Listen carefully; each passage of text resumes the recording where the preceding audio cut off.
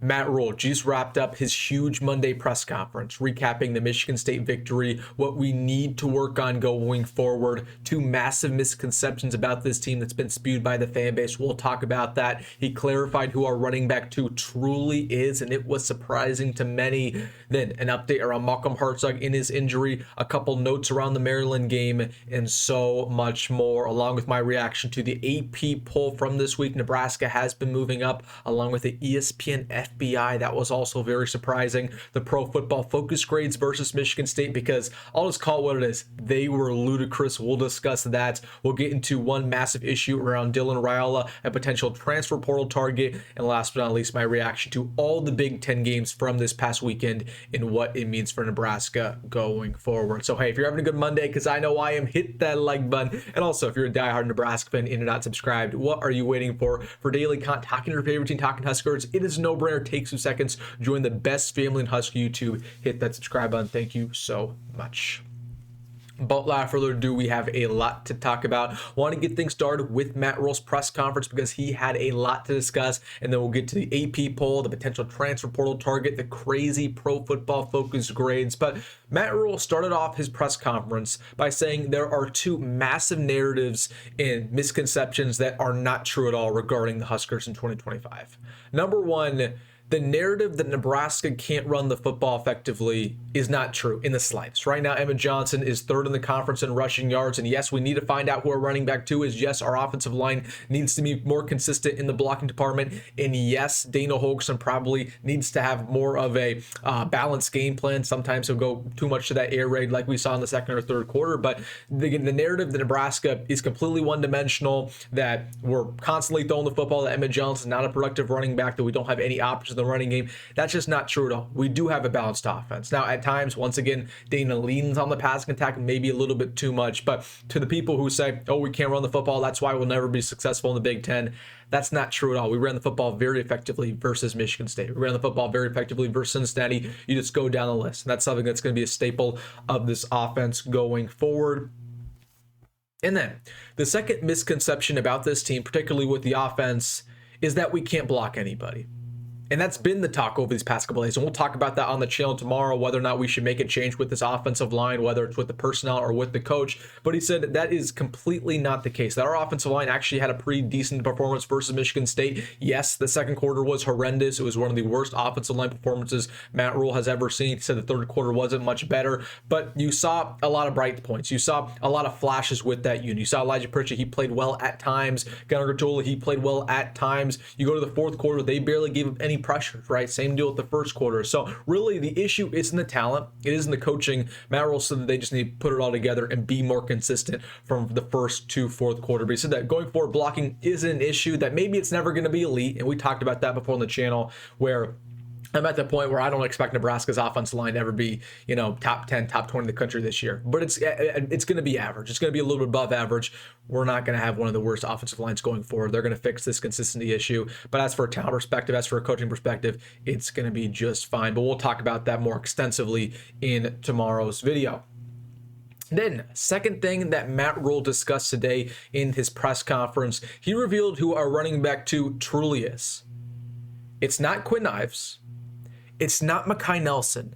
Isaiah Mozee is officially Nebraska's running back two. Now, he said that the plan going into the Michigan State game was to get him around 10 touches, around 10 carries. Now, of course, that didn't end up happening. He only ended up with 3, but that's just purely because Nebraska was on offense as much as they were expecting. So he said Isaiah Mozee is pretty much that running back two going forward. Mekhi Nelson still, of course, going to get a lot of run. They're hoping that they can get a couple packages in for Quinn Ives. So right now, Isaiah Mozee, he's running with the second string unit. It was that way in warmups. He played pretty well versus Michigan State, not only the running game, but had some nice plays on special teams as well. And of course, catching the football and just being out there, man, he's a weapon. We need him out there because he's a decoy for this offense. He also shouted out a couple other young players.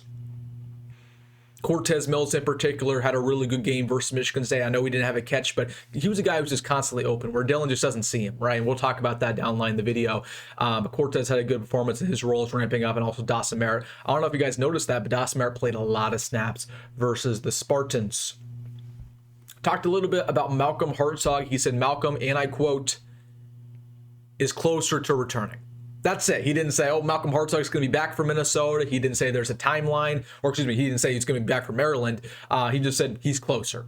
So my expectation is that Malcolm Hartzog probably will once again be out for Maryland. I'm thinking he will be probably back from Minnesota, if not Northwestern. But Matt Rhule said we definitely need him. That, again, he gives us an element to this defense that we don't have when he's on the sideline. So listen, against a lingering injury, it's been a hamstring. It's a bunch of lower body stuff there. So it's just not great news, right? And if Malcolm Hartzog were to play versus Maryland, there's no guarantees that he's 100%. So they're not going to force him out there and say, oh, we need you out there, and then he's going to play, 70, 80%, not be the same player like Tommy Hill was at last year, right? They're going to take it very, very slow, and that's exactly what's happening with Malcolm Hartzog. But, I mean, decent development, but I'm expecting a Minnesota return, not this week, versus Maryland. And then a couple other things that Matt Rhule talked about before we get to the crazy Pro Football Focus grades, all the AP polls, recruiting news, and Dylan Raioula's issue. He had a little bit of a story about Sear Wright. He said that last Thursday evening, he got a call from Sear Wright, and Sear said, hey, we're at Memorial Stadium right now. It's 8 o'clock, 9 o'clock. Can you turn on the stadium lights because us and the team are getting some extra work in because we're not satisfied with our performance as of recently. And Matt Rhule said, you know what? Yeah, I'm absolutely going to turn on those lights. He made a call, and the lights were turned on at Memorial Stadium. And he also said that right after the game, when we beat Michigan State 2 days ago, Sear Wright got up in front of the team and said that touchdown that they allowed with 2 minutes left to go, that was unacceptable. That can't ever happen because the standard's the standard. And although at that point in the game, we already knew that Nebraska was winning, it doesn't matter. It's about dominating for all 4 quarters. You can never take your foot off the gas. So I really like to hear that about Sear Wright. He's made himself a leader, and also he's the second best player on this defense, not named Deshaun Singleton. And I truly believe with the trajectory that he's been on, he could potentially be a first round or second round draft pick after this year, man. He has been so lights out.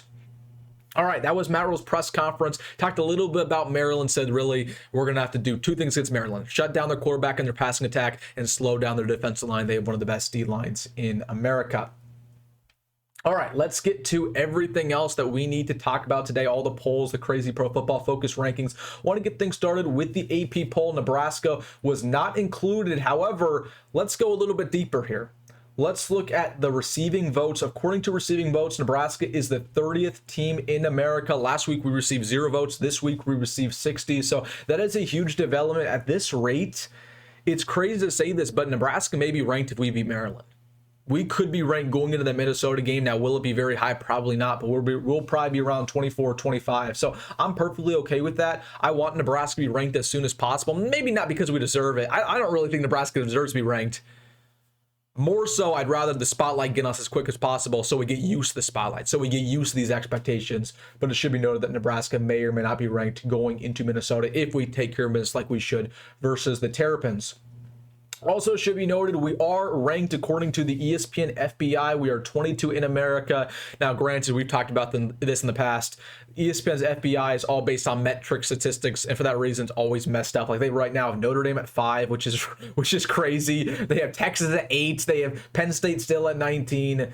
Yeah, I mean, this is pretty bad, right? I mean, it's not one of the worst rankings out there pretty much consistently, but still, Nebraska's on there. And it should be noted that if you actually go into their website, they say Nebraska has an 8% chance of making the college football playoff. We have a 100% chance at winning 6 games. So take that for what it's worth, but we are ranked according to ESPN FBI. All right, let's get into these Pro Football Focus grades because let's just call it what it is. These are ludicrous.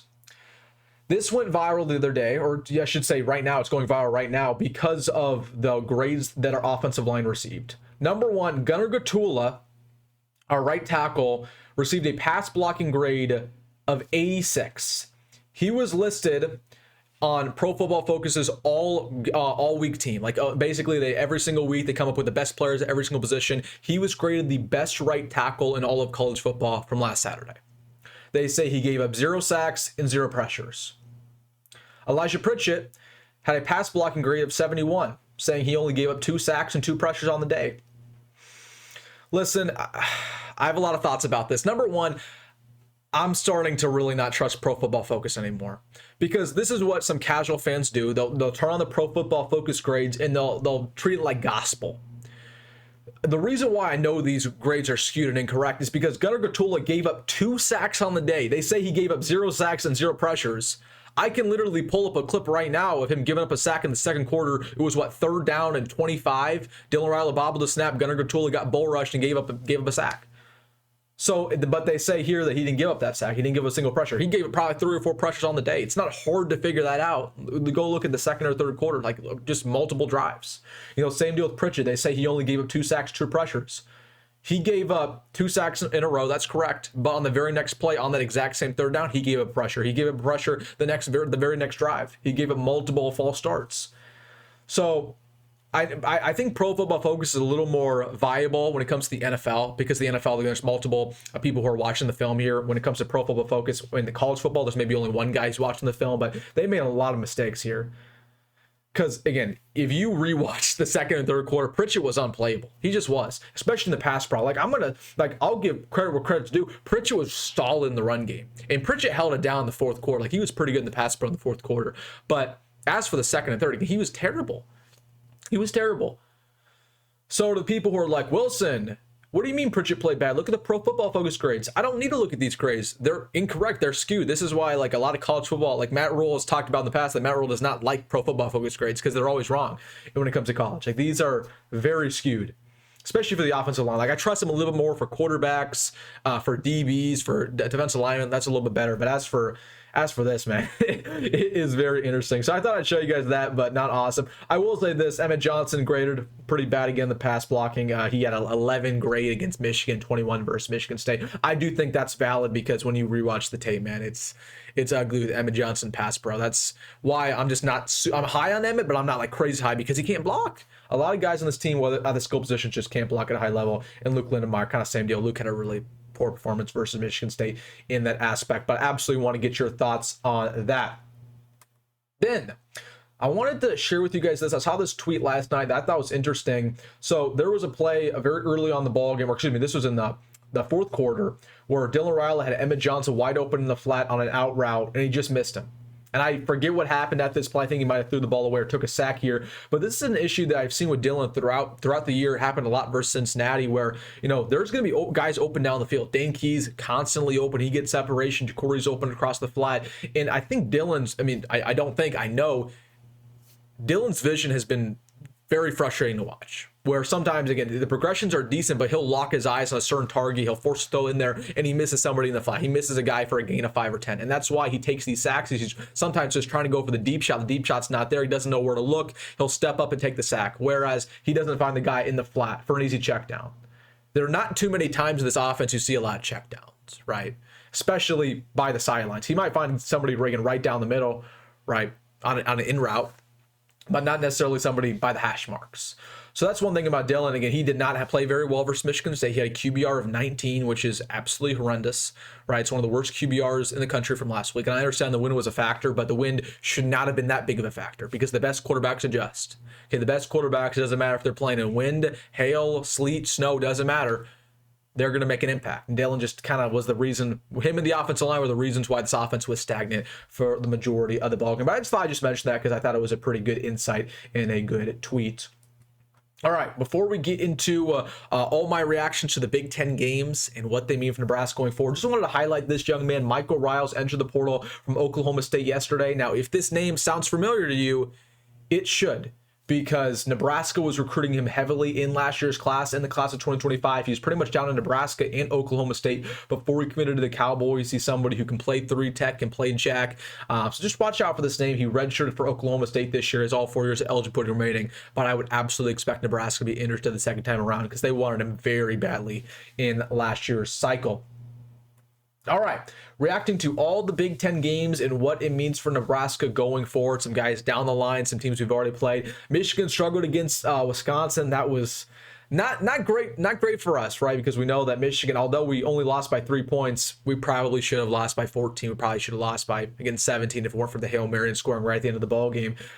Michigan, again, the way I look at Michigan is I don't believe they're very well coached. They have a lot of talent with Justice Hayes, Bryce Underwood, right? Multiple big-time receivers, some dogs on defense, but they just keep these teams around, right? Wisconsin's one of the worst teams in America.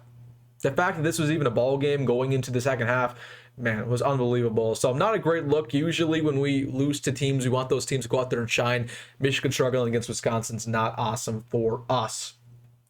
Then talking about some future opponents, Maryland barely lost to Washington. They're actually up 20-0 in this ball game before they gave up 24 unanswered to lose the Huskies. Either way, I mean, it was a good performance from Maryland. Again, they got some weapons, right? We'll talk about that in our preview video, either coming up tomorrow or on Wednesday. Again, their passing attack's awesome. They can get to the quarterback. But again, Washington's one of the best teams in the Big Ten. Like, they're probably going to win 8 or 9 games this year. So that was impressive by Maryland. At least they put up a good showing. But it's going to be a tougher game than what people are giving credit for this week.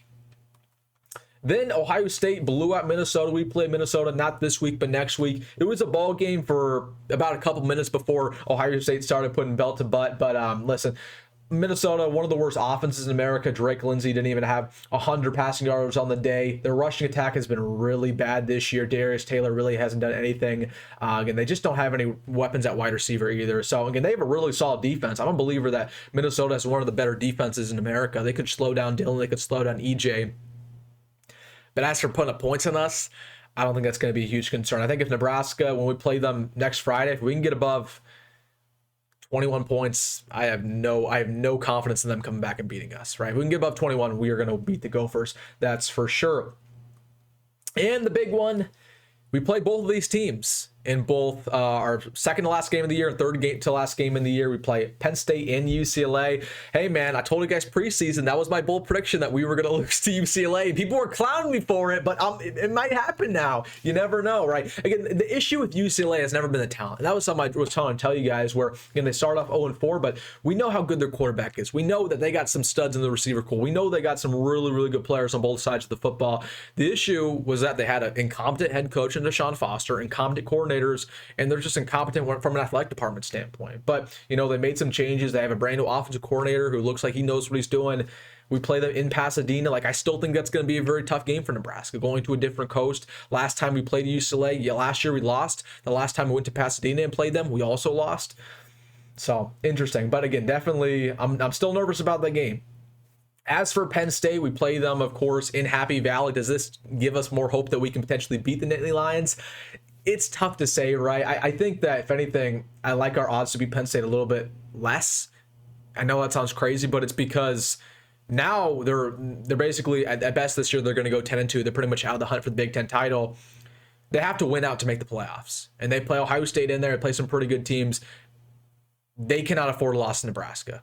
Okay, so I mean, maybe if they were undefeated right now, they'd go into the Nebraska game and they'd say, you know what, we're overlooking them. We're already getting ready for the Big Ten title. Whereas now they're like, okay, we got to beat down Nebraska, right? Because we can't afford to lose another ball game to potentially, you know, to be the team that we think we can be. So there's really two ways this goes for Penn State. It's either they win out and upset Ohio State and, you know, beat Nebraska, or I could see their season completely fall apart. Like that very well could happen. They could lose to Ohio State. They could lose another shocker like this. And then that maybe gives us a better chance of beating them. Because again, if everything goes to crap, these players aren't motivated, then we could probably go shock them in Happy Valley. But I thought I would mention that.